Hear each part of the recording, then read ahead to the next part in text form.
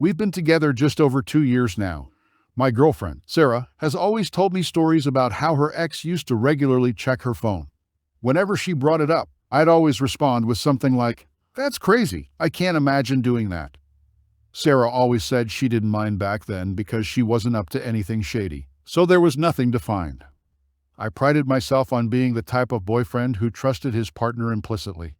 We had an unspoken agreement about respecting each other's privacy. I never thought I'd be the kind of guy to invade that trust. But one day, that all changed. It was a sunny Saturday morning, and Sarah had gone out shopping with her friends. She had left her phone on the kitchen counter. I noticed it immediately but decided to ignore it, respecting her privacy as always. But then, ding, ding, ding, a flurry of notifications began to pour in. At first, I tried to ignore it, but the constant barrage of alerts became too distracting. Most of it was innocent texts from friends and family, some work-related emails. But then I opened Snapchat. There, amidst the usual snaps and streaks, was an ongoing chat with her ex. Jake, a different ex than the one she mentioned earlier. My heart sank as I opened the chat. Explicit photos sent both ways were saved in the conversation. As I scrolled up, I realized many of these photos were from before we were together, which was a small relief. But then I saw more recent chats. While the newer messages seemed less sexual, I still took issue with the fact that they were still in contact. And then, further up, I saw it, dick pics and dirty talk. What made it worse was that I knew her ex was well endowed. Now, I had the actual image burned into my memory. I couldn't believe my eyes. I felt a rush of emotions: anger, jealousy, betrayal. Maybe my insecurities got the better of me, but I couldn't help it. I was devastated. For the rest of the day, I was in a daze, unable to focus on anything. I kept replaying the images and messages in my mind. Why was she still talking to him? And why didn't she tell me about it? We had always been so open with each other. This felt like a betrayal. When Sarah came home, she was in a great mood, chatting about her day and showing off her new purchases. I tried to act normal, but inside, I was a wreck. Every smile she gave me felt like a lie. Every touch felt tainted.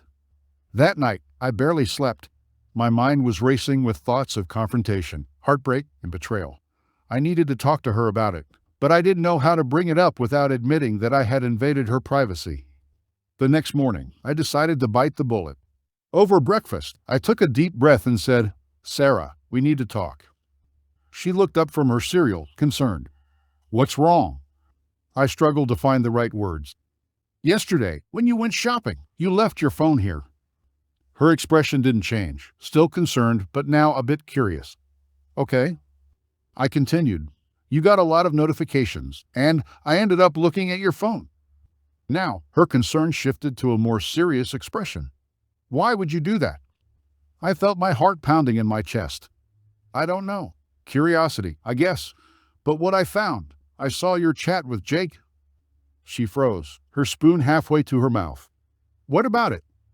I couldn't hold back anymore. "Why are you still talking to him? And those pictures, Sarah? Why didn't you tell me?" Her face turned pale. She set her spoon down and sighed.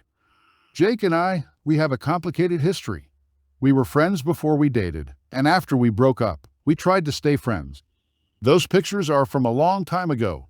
I didn't tell you because it didn't seem important." "It didn't seem important," I repeated, my voice rising. "He's sending you dick pics, Sarah, and you're still talking to him." She looked genuinely upset now. "Those recent chats are nothing like what you saw from before. We don't talk like that anymore. I swear, I never meant to hide anything from you. I just didn't want to cause unnecessary drama." "Unnecessary drama?" I echoed, feeling my anger rising again. "This is a big deal. Sarah, how am I supposed to trust you now?" She reached across the table, her eyes pleading. "I love you. Only you. I'm sorry I didn't tell you about Jake. I didn't think it mattered anymore. Please, believe me." I wanted to believe her. I really did. But the images and messages were still fresh in my mind. "I don't know if I can just forget about this." She looked down, tears welling up in her eyes. "I'm sorry. I'll stop talking to him. I'll do whatever it takes to make this right." Her genuine remorse tugged at my heart, but I was still hurt. "I need some time to think," I said finally. For the next few days, things were tense between us. We still talked, but there was an underlying tension that neither of us could ignore. Sarah made every effort to show me that she was committed to our relationship, but my mind was still clouded with doubt and jealousy. One evening, as we sat in silence, she reached out and took my hand. "Arjun, I know I messed up, but I don't want to lose you. Please, can we try to work through this?"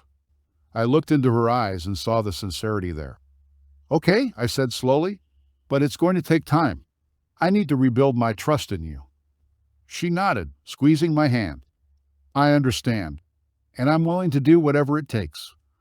Over the next few weeks, we worked hard on our relationship. Sarah made a conscious effort to be more open and transparent, and I tried to let go of the images and messages that had haunted me. It wasn't easy, but gradually we started to find our way back to each other. One night, as we lay in bed, Sarah whispered, "Thank you for giving us a second chance." I turned to her and smiled. "Thank you for being honest with me. We're stronger than this." And in that moment, I knew we would be okay. It had been a rough journey, but our love had proven to be stronger than the doubts and insecurities that had threatened to tear us apart. We were in this together, and nothing could change that.